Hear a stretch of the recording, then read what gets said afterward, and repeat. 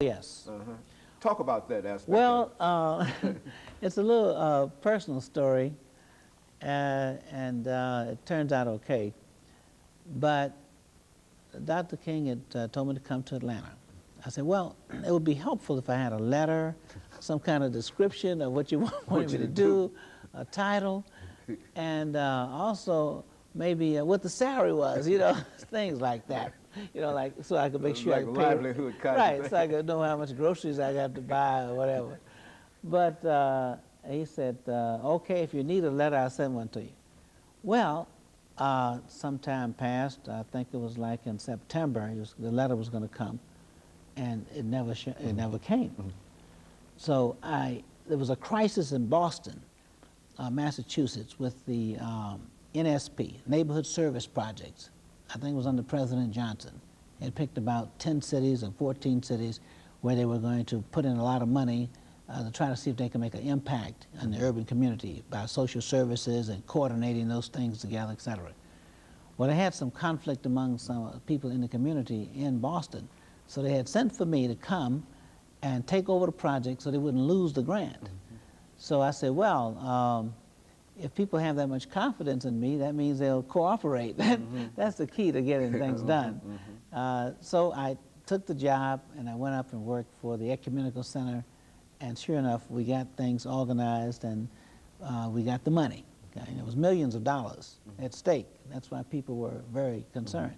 But we got the grant and that kind of business. Well, when Martin Luther King found out that I was going to be leaving Chicago, where I was living at the time, and go to Boston, he got on the phone and called. And this was a Sunday evening. He said, I thought you were coming to Atlanta.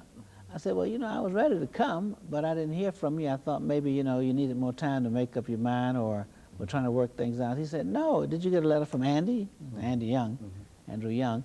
I said, no, not yet. He said, Andy didn't send you a letter? I said, no, you know, he's probably kind of busy, you know, whatever. I don't know.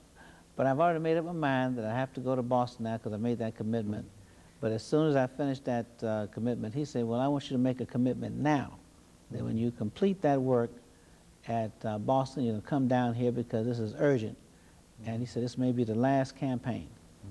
And I took him very seriously, and no sooner than I finished that project, I made a commitment for 3 months when I was in Boston. And I was glad I did go to Boston because that's where I met my you know, wife at that time. So I then returned to Atlanta to work full-time on the Poor People's Campaign.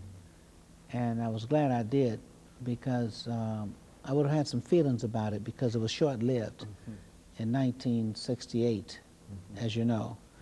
So I worked from him full-time on the Poor People's Campaign with Martin Luther King from January to April. It was a short period of time on a full-time basis. But I had been working as a consultant in Rochester, New York, when the gangs had a riot there, in Chicago, you know, worked together. I mainly served as a strategist, sort of a forerunner. Like in Selma, Alabama, I was the first staff person to go in there to lay the groundwork. That was kind of the job that I had in the movement. Get a lay of the land, get people together and organizing them so they could work together, people who were at odds with each other, try to settle their differences and that kind of business, etc. In fact, I remember with Malcolm X, first time I met him was in Selma, Alabama. Malcolm X had come down to give a speech at Tuskegee Institute, this university now. And since he was in the area, he decided to come to Selma, Alabama. And there was a lot of fury, and people got all upset, excited. They said, we don't want him coming down here, you know, he's gonna start a riot or, you know. I said, no. Now at this time, Martin Luther King was in jail. Malcolm X met with the group and to say that, you know, he's a sensible guy. You know, he's not gonna come down here and try to destroy anything. He said, I came to support. And I sided with Malcolm X. I said, listen, this man is history, you know, he's great, you know, and he's, we don't necessarily agree with a lot of his methodologies, that kind of thing, but we agree that we want to be free. So we might not agree on the method, but we agree on the goal, and he would be respectful of our approach to this problem.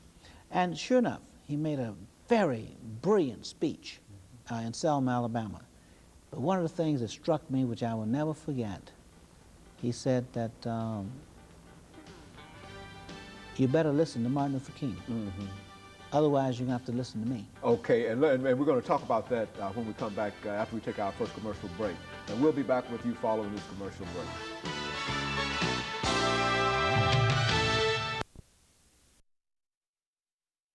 Lafayette, the president